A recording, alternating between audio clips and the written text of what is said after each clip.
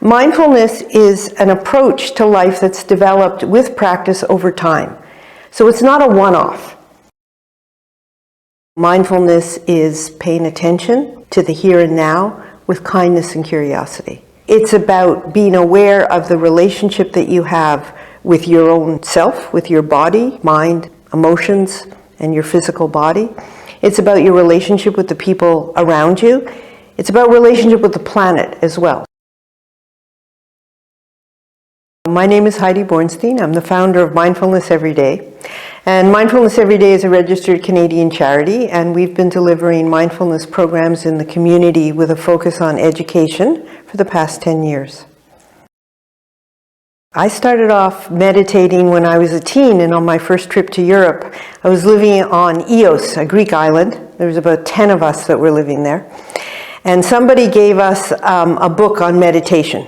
Nobody knew anything about meditation, but we would gather on my balcony every night at sunset, and we would read the book and we would practice meditation. And that led me into an interest in it, which eventually led me to India. To deepen my practice, I found a teacher and an ashram, and I actually spent 15 years studying yoga and meditation in the Himalayas. We had to come back every 3 years to get a visa. One of those trips I came back and the universe tilted at that moment. And all of a sudden, even though I'd had a house in India, I had a community in India, I ended up in Toronto. And it was time. I had spent enough time developing my own practice, and I really wanted to see how it could be brought to others. I was looking at what was happening in the state of the world, and I really felt that meditation had helped me so much in my own life that it would be helpful to others. I created a program called Yoga, which was for the 20-minute DPA, daily fitness allotment. They had cut so much phys out of schools, and then they found out they needed to put it back in, so they mandated 20 minutes of daily fitness. But they, of course, mandated it without a plan. So I created a pilot program called Yoga, where we went into every single class in an elementary school, 240 kids in one day, and did 20 minutes of yoga with them. I actually met my partner, Stephen Chadwick, on eHarmony. That was the transition into that. And he's a retired school teacher. He's also interested in meditation, and particularly interested in bringing meditation to kids. And through a contact of his, there was a program called Learning to Breathe that was looking for facilitators to pilot it with grade 9s. And this was a mindfulness program that was based on the mindfulness-based stress reduction program created by Jon Kabat-Zinn. So we became trained as mindfulness-based stress reduction facilitators, and we piloted this Learning to Breathe program with grade 9s at Ridgeview Collegiate in Etobicoke. When I started teaching these girls, something went off in me, and it was like, this is it. This is what I want to be doing. It was such a rich opportunity, and I love working with teenagers. They're just at that point in their lives where they're trying to figure out who they are, big one, who am I, and what am I going to do with my life? There's a school in the area that we live in called R.H. King. It's a leadership academy. It's a high school. And what happened there is the kids were going to the guidance department, and they were saying that they were really stressed out, feeling overwhelmed, unable to handle the stresses of being in high school. The social worker at the school had taken the MBSR program at North York General and said, wow, this program was so helpful to me, I bet it would be helpful to teens. So we created a pilot program, an 8-week pilot program that was composed of 20 students from grade 9 to 12 and 5 teachers. We delivered it after school. There was an action-based research study that was done on the program.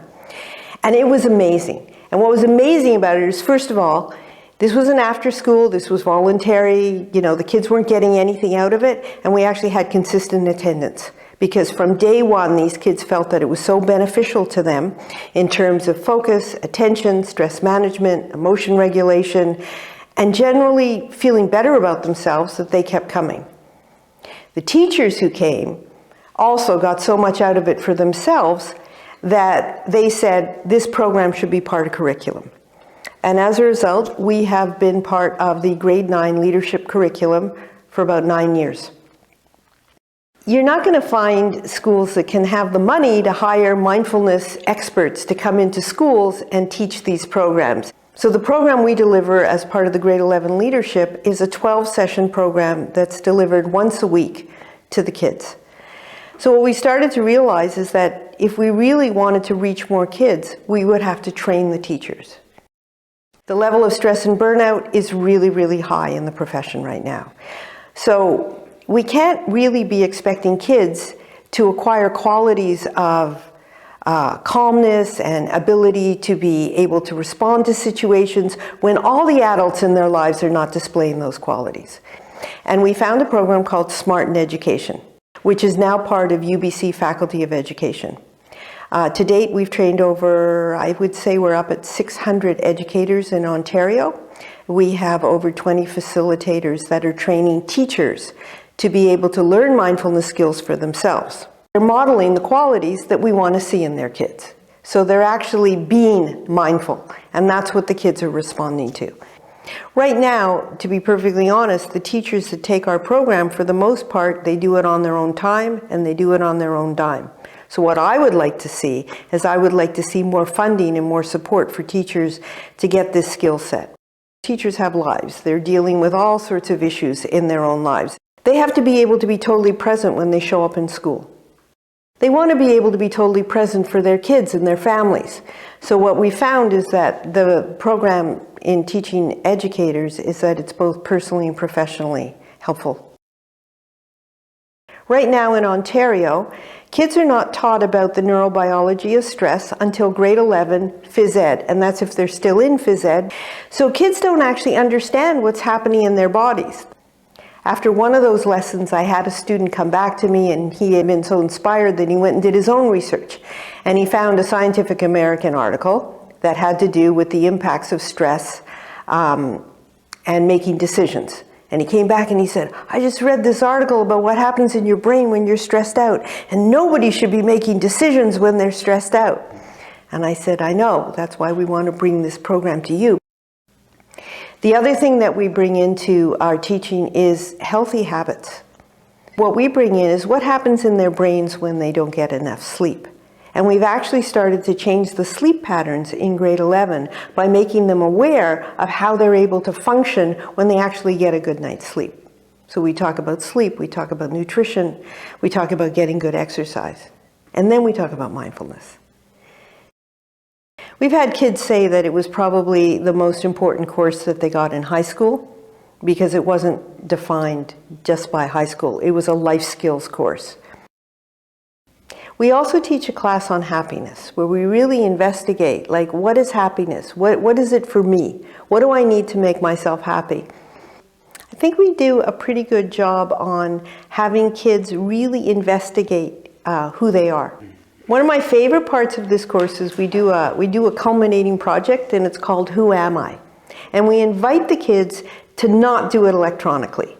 We invite it to be a collage or to use some sort of art, which a lot of the kids, when they were little, used to do all the time and love.